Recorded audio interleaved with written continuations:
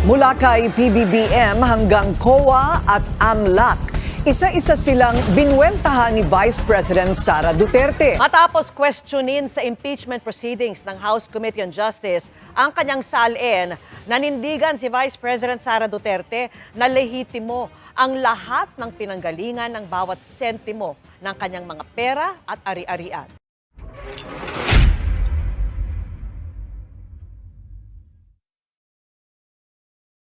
Isang araw matapos ang ikatlong impeachment hearing sa Kamara.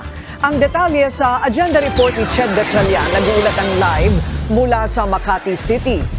So, Ched, ano na ang mga sinabi ni VP Sara?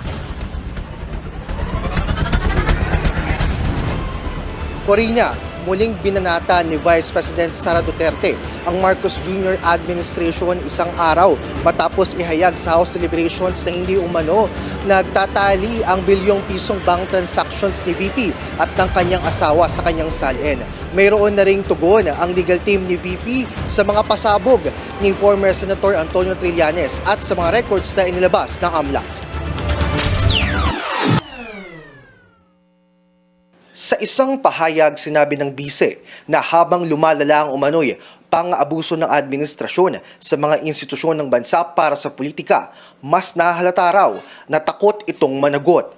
Si PBBM din daw ang sumusuporta kay former Senator Antonio Trillanes IV na anyay wala pa ring pinagbago ang naratibo.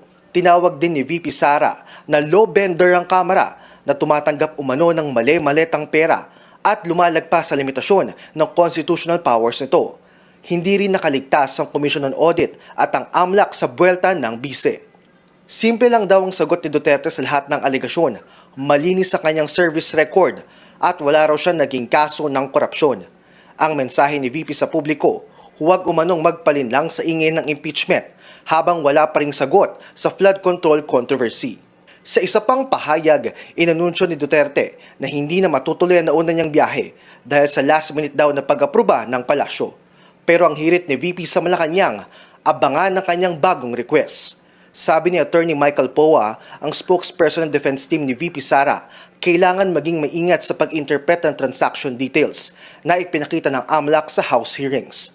Suspicious transactions does not equate to any wrongdoing or unlawful activity. Perhaps the bank thought or tagged it as suspicious, so umakyat sa AMLAC. Hindi naman ibig sabihin nun, illegal na kaagad or may money laundering na kaagad. Umabot sa 6.7 billion pesos ang na-flag transactions based sa report ng AMLAC.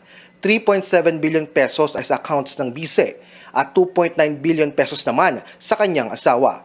May tugon din si Poa nang tanungin kung kilala ba ni VP Sara si businessman Samuel Uy, ang inakusahang drug lord umano ni Trillanes na nagbigay raw ng milyong-milyong pera sa bise.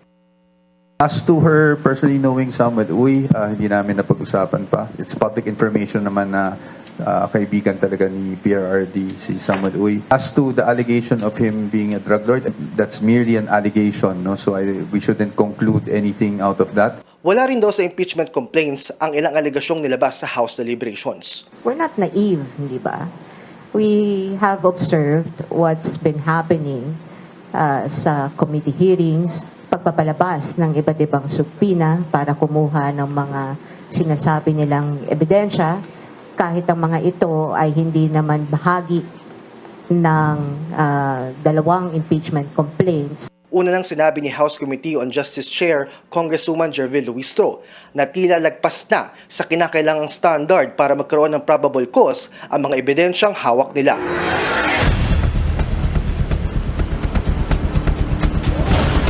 Corina, ang hamon ng defense team ni VP Duterte, pagbotohan na ng komite ang impeachment complaints dahil kumpiyansa naman daw sila na mananalo sila kung maiakyat man sa Senado ang impeachment case. Sabi pa ng defense team, we are not here to lose. Corina? So, Ched, wala pa ba ang mga halimbawa pleadings, manifestation o yung mga counter-arguments ang depensa as of now laban sa mga akusasyon sa bise?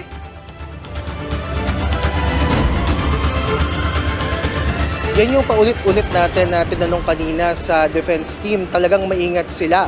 Pero sa ngayon, hindi pa daw nila masasabi na wala pa silang magiging manifestation.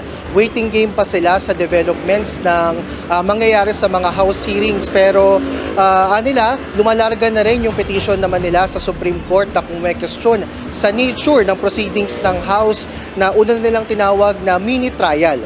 Corina? So ito ay sa Senate trial pa talaga kung sakali. Doon sigurado ilalabas nila yan.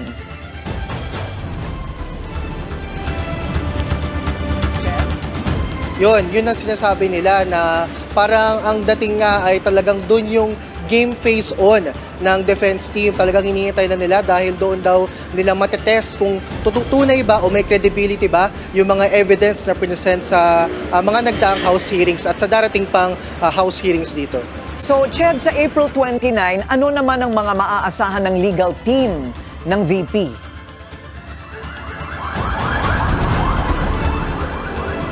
Sa April 29, sinasabi na pag-uusapan yung di umano'y grave threats kay Pangulong Bongbong Marcos, kay First Lady Liza Marcos at kay former House Speaker Martin Romualdez. Pero in terms of expectations, sabi sa atin ng defense team, wala pa silang gaanong maasahan dahil may mga surprise na mga evidence, na mga alegasyon na lumalabas dito sa mga House hearings. Pero ano man daw yung lumabas, handa silang sagutin ito. Ngayon mukhang malilimitahan yung magiging mga press briefing nila, mga panayam, dahil sabi sa atin ng defense team, ayaw nilang magkaroon ng trial by publicity. Matapos questionin sa impeachment proceedings ng House Committee on Justice ang kanyang salin, nanindigan si Vice President Sara Duterte na lehitimo ang lahat ng pinanggalingan ng bawat sentimo ng kanyang mga pera at ari-arian. Nakatutok si Marisol Abduraman. Tinalaga ng defense team ni Vice President Sara Duterte ang mga komentong hindi daw nagtutugma ang mga halagang nakalagay sa kanyang Statement of Assets, Liabilities and Net Worth sa mga bank transactions na pinakita sa hearing kahapon. Para po sa amin, actually, wala naman pong hindi nagtutugma. Perhaps it's just the way that things were presented. Kung accurate ba yung presentation na gano'n. Sa testimonya kahapon ng Anti-Money Laundering Council o AMLAC sa pagdinig sa House Committee on Justice, sinabi nitong merong mahigit 600 cover at suspicious transactions sa mga bank account ng bise at kanyang asawa na nagkakahalaga ng 6.7 billion pesos. Suspicious transactions does not equate to any wrongdoing or unlawful activity. Perhaps the bank thought or tagged it as suspicious, so umakyat sa AMLAC. Dagdag nila, umabot sa halos 7 bilyon ng halaga ng mga transaksyon dahil pinagsama-sama ang halaga ng mga transaksyon sa mahigit 18 taon. Ibig sabihin, lahat ng withdrawals mo, lahat ng deposits mo pagdating sa inflow and outflow, pinagsama-sama. Kasi aggregate yung ginagawang number. So lahat ng inflows dyan, lahat ng outflows dyan, ina-add up lang. Kaya may tendency talaga na maging bloated yung figures. It's not determinative or conclusive as to magkano ba talaga yung nasa loob ng account. Sa isa namang pahayag, pinuna ni Duterte ang mga opisyal ng AMLAC dahil hindi nito nilinaw na walang findings ng mga paglabag sa batas ang kanyang mga transaksyon at hindi totoo may bilyones sa kanyang mga bank account. Sabi niya, lahat daw ng kanyang ari-arian at pera ay idineklara niya sa kanyang salin. Ang bawat sentimo raw ay lehitimo at may kaukulang dokumento. Tinukoy din ng BISE ang inilabas na Notice of Disallowance ng Commission on Audit o COA sa confidential funds ng BISE. Tila itinaon daw ang paglalabas ng report at naaayon sa mga nararanasang political attack. Sa testimonya naman ni dating Senador Antonio Trillanes IV na tumanggap umano ang BISE at kanyang pamilya ng pera mula sa isa umanong drug lord, sinabi ng BISE na halos isang dekada na raw gumagawa ng kwento si Trillanes. Hinggil sa di umano'y bilyones sa kanyang bank accounts. Wala raw nagbago sa kanyang mga kwento, pero ngayon, ibang makinarya na raw ang nasa likod niya. Ito raw si Pangulong Bongbong Marcos na dapat nagpapadrug test at ang mga tinawag ng bise na mga low bender ng mga kongresista na tumanggap ng mga maleta at paulit-ulit na binabaliwala ang constitutional limit. Kung gaano raw katindi ang paninira sa kanya, ganun din daw katindi ang katahimikan. At takot ng administrasyon na managot sa bilyong-bilyong pisong ninakaw umunong nilagay sa maleta at inilabas sa bansa. Muling iginiit ng defense team ni Vice ang kanilang naunang posisyon na sa tamang forum lang haharap at sasagot ang Vice at ang kanyang mga abogado. Naman ang kanyang abogado ang sinabi sa komite kahapon na hindi umuno nagdeklara ng cash on hands and in-bank ang Vice ng ilang taon sa kanyang SALN. Gate nila, dineklara niya ito. She disclosed because it was all lumped under yung others. No? Kasi sa personal items, kung makita nyo dun sa SALN, nakasulat doon vehicles or others, ganyan. So yung cash in bank, kasama siya doon sa others. I just wanted to clarify kasi baka sabihin parang sinasabi naming mali o sinungaling yung mga House members yesterday. Hindi naman po kasi ang sinasabi naman nila is walang line item ng cash in bank. Muling iginiit ng defense team ni Vice ang kanilang naunang posisyon na sa tamang forum lang haharap at sasagot ang Vice at ang kanyang mga abogado. Inaasahan na raw ng defense team ni Duterte ang mga prenisenta sa impeachment hearing kahapon, pero sasagot lamang sila sa tamang forum. A mere presentation of supposed evidence before a committee that is not authorized to conduct trial does not really amount to proof. It's because every evidence, whether it's something that you present in an ordinary case or in this case in an impeachment proceeding, must still survive scrutiny. It happens only in a proper trial before a tribunal or a body that has jurisdiction to conduct trials. Hinihinga naman ng reaksyon ang Pangulo at mga tanggapang nabanggit ni Duterte. Marisol Abduraman, Nakatuto, 24 Oras. Kumpiyansa ang ilan sa House Justice Committee na sapat o higit pa ang mga ebidensya para masabing may probable cause o may batayan sa impeachment case laban kay Vice President Sara Duterte. Tinawag pang smoking gun ng isang kongresista ang mga nakita sa SALN ng Vice at ang bilyong-bilyong pisong transaksyon kinumpirma ng Anti-Money Laundering Council. Nakatutok si Tina Panganiban Perez. Ang nakita ng House Committee on Justice na malaking pagkakaiba ng halaga ng bank transactions ni Vice President Sara Duterte kumpara sa kanyang Statement of Assets, Liabilities and Net Worth, tinawag na smoking gun ng isang miyembro nito. Para sa akin, ito ay isang smoking gun na at least insofar as probable cause is concerned, ay andyan na yan. Ang pagdinig ng komite, ginagawa para alamin kung merong probable cause para i-impeach si Duterte. Na-reach na po ba yung threshold for probable cause sa tingin po ninyo? This is my take, in my personal capacity, not as Justice Chair. After all, I do not vote. Tingin ko, baka nga nalampasan pa with the weight of evidence that were presented in yesterday's hearing.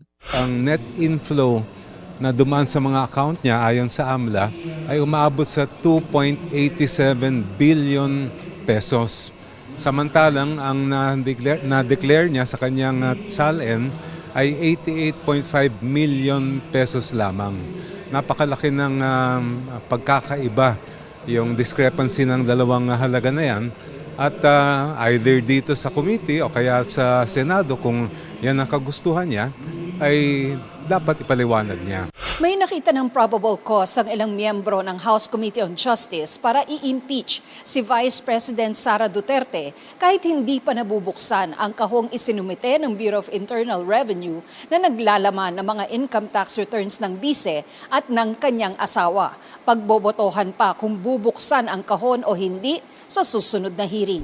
Umalma kasi si BIR Commissioner Attorney Charlito Mendoza dahil base raw sa batas, bawal ang pagsasapubliko ng anumang tax records ng isang individual maliban na lamang kung hilingin ito ng Kongreso in aid of legislation at kung bubusisiin ito sa isang executive session. Parang you are so near yet you're so far. Madam Chair. The BIR apparently complied with the subpoena by bringing to us the sealed box. But because of that issue of confidentiality, we cannot open the box. Ang kahon ng income tax returns ng bise nasa pangangalaga ngayon ng sekretary ng komite. Tatalakayin din sa susunod na pagdinig ang umunoy banta ni Duterte sa Pangulo, First Lady at dating Speaker. At inaasahang pagbobotohan na rin pagkatapos nito kung may probable cause para i-impeach ang bise. Tina Panganiban Perez, Nakatutok, 24 Oras. Mahigpit talaga ang batas sa pagsasapubliko ng income tax returns ayon mismo sa dating Commissioner ng Bureau of Internal Revenue ng Aquino Administration. Pati ang pag-iwan kahapon sa Kamara ng kahong naglalaman ng ITR ni Vice President Sara Duterte, hindi pinapayagan ng batas. Nakatutok si Maki Pulido. The law expressly says it can only be examined if the two requisites concur in aid of legislation and in an executive session. Thank you, Madam Chair. But this is not an inquiry in aid of legislation. This is an impeachment proceeding. Yan ang dahilan ayon kay BIR Commissioner Charlito Mendoza kung bakit hindi raw pwede buksan at suriin ng House Justice Committee ang kahong ito ng income tax returns ng mag-asawang Vice President Sara Duterte at Attorney Mans Carpio. Parang you are so near yet you're so far. Ang katwiran na yan ng BIR nakasaad sa Section 20-A ng National Internal Revenue Code kung saan nakasaad na maaari lamang magsumite ng tax returns at iba pang datos ang BIR Commissioner sa Congress kung ito ay in aid of legislation at kung naka-executive session. Dahil dyan, gusto dapat bawiin ng BIR ang kahon ng tax returns pero umalma dito ang komite. Therefore, what we will do, Madam Chair, is to withdraw our submission. We will not be returning this to BIR. Kaya ang selyadong kahon, pinirmahan ng BIR Commissioner at iniwan sa Kamara.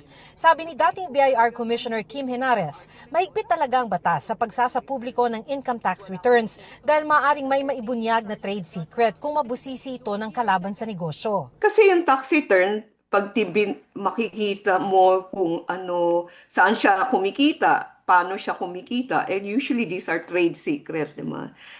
May mga confidential provision dyan, no? Yung pag makikita mo, kung ikaw ay competitor, makikita mo saan siya gumagastos, mga ganyan, no? So, confidential yung mga information na yan, no? Sabi pa ni Henares, hindi raw pinapayagan ng batas ang ginawa ni Mendoza nang iwanan niya sa Kongreso ang selyadong kahon ng mga income tax returns. That's even not allowed in the exception because he said, furnish its appropriate copy with copies of the income tax return. So, leaving it there, you already furnish them with copies. Paliwanag ni Henares, may ilang exemptions lamang sa National Internal Revenue Code na pinapayagang isa publiko ang income tax returns. Bukod nga sa paghingi rito ng Kongreso in aid of legislation, kasama riyan kung iutos ng Pangulo na bigyan ng Secretary ng Department of Finance at kung hingi nito ng Korte.